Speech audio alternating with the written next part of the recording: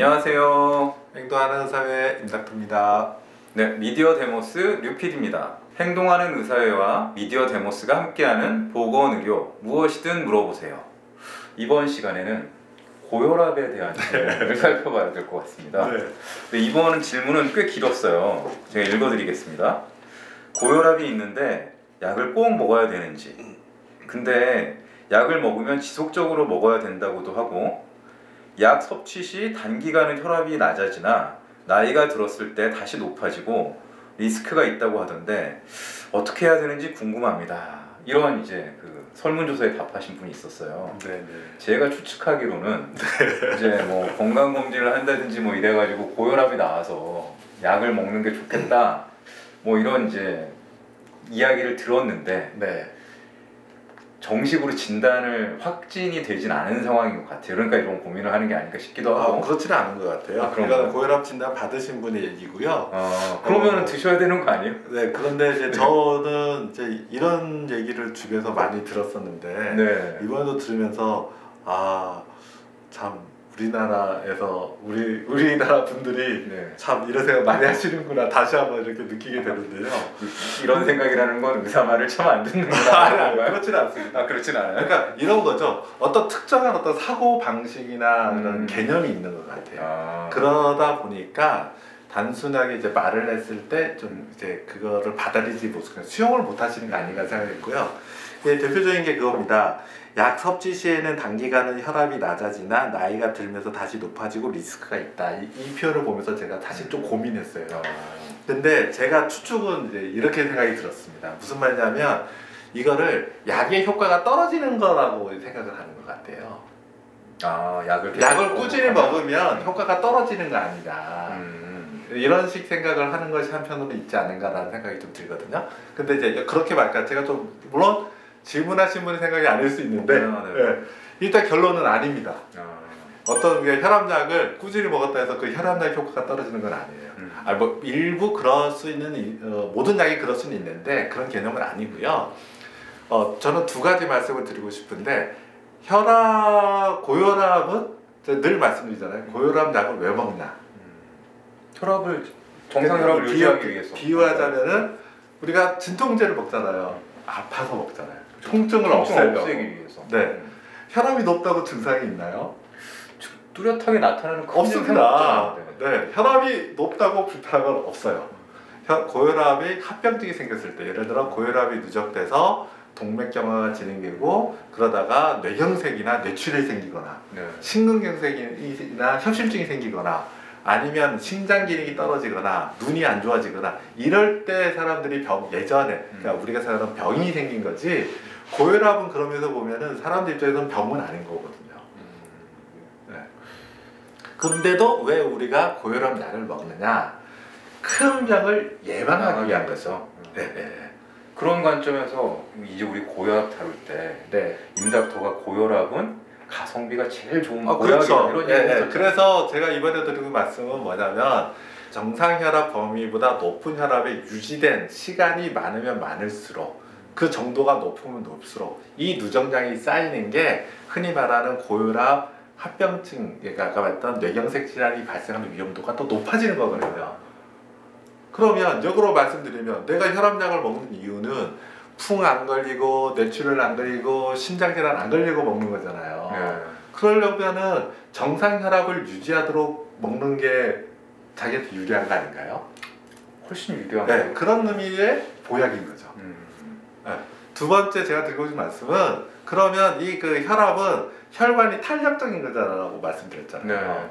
그런데 혈관이 노화에 따라서 탄력성이 나빠지면 그러니까 이런 거죠. 탄력적인 것은 심장은 똑같은 혈압으로 치지 혈액의 혈관 벽을 쳐요.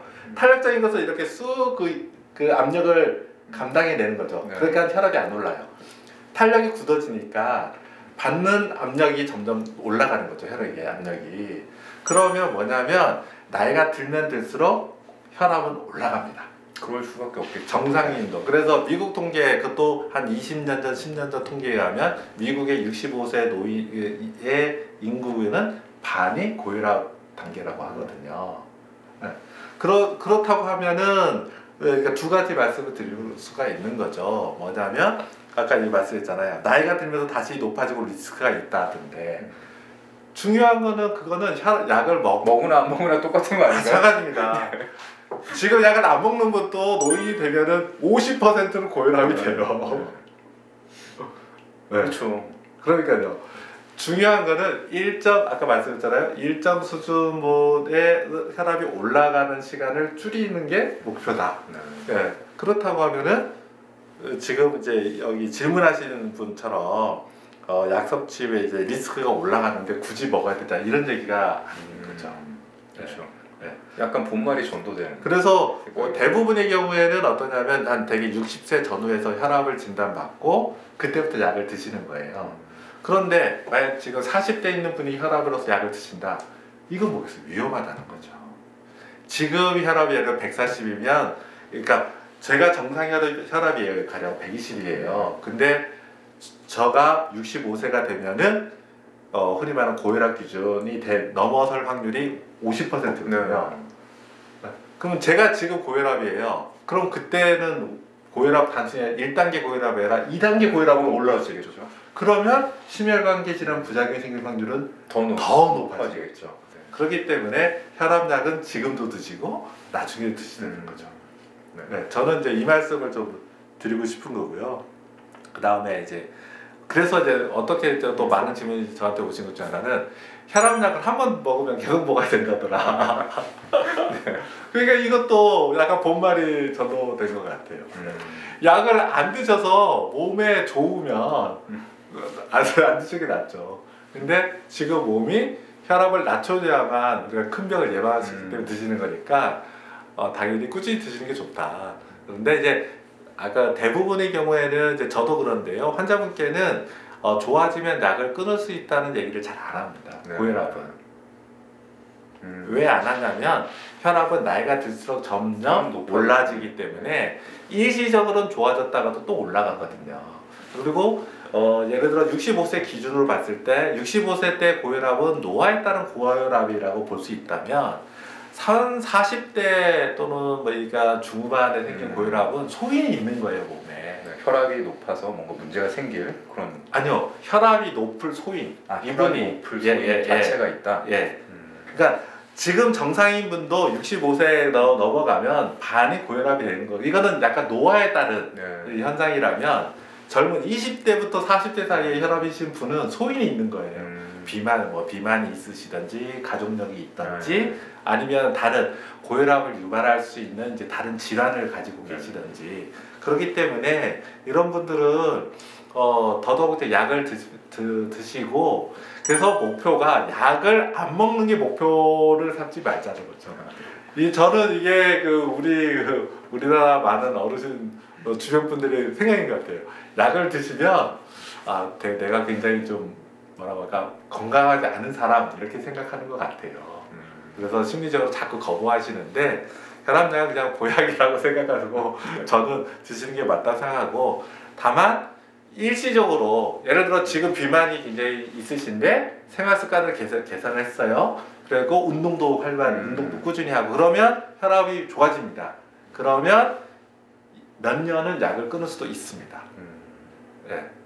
다만 이제 약을 끊어서 내가 이제 그런 생각 됐잖아요. 나 이제 고혈압 없어. 이렇게 생각하지 마시라는 거예요. 중요한 거는 약을 먹느냐 안 먹느냐가 아니라 정상적인 혈압을 유지하는 게 중요한 거죠. 마치 체중 관리가 중요한 거죠. 제가 이제 체중이 지금 과체중인데 관리를 해서 정상 체중이 됐어요. 나 이제는 끝! 이거 아니잖아요. 계속 그걸 유지하는 게 중요해요. 유지하는 게 중요해요. 똑같은 겁니다. 그래서 고혈압이 있으셨던 분이 생활습관 개선 잘하고 운동도 하고 그럼 일시적으로 좋아졌기 때문에 약을 저는 중단할 수는 있는데 그 다음에는 또 꾸준히 정기적으로 혈압을 체크하고 생활습관도 유지하면서 그러다가도 혈압은 아까도 말했지만 노화에 따라서 다시 서서히 올라갈 수 있잖아요. 그러면 어느 순간이 되면 약을 드시는 게 좋다는 거죠. 네. 저는 이분께 그렇게 좀 말씀을 드리고 싶습니다. 네. 사실 저희가 고혈압 몇 번 다뤘기 때문에 저는 충분히 이 대답을 예상하고 있었어요. 네. 알겠습니다. 실제로 우리나라 뭐 사망 원인이나 이런 걸 생각해 봤을 때 심혈관계의 그 질환 리스크 위험도를 낮춘다는 것은 장수의 기본이 됐거든요. 그렇죠. 현대 사회에서.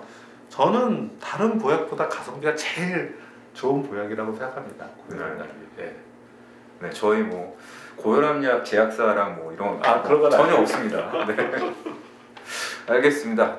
네. 네, 오늘 이 시간 보건의료 무엇이든 물어보세요. 고혈압과 혈압약에 관한 질문을 받았고 거기에 대한 임닥터 답변이 있었는데요. 임닥터가 강조하던 혈압약은 가성비 좋은 보약이다. 네.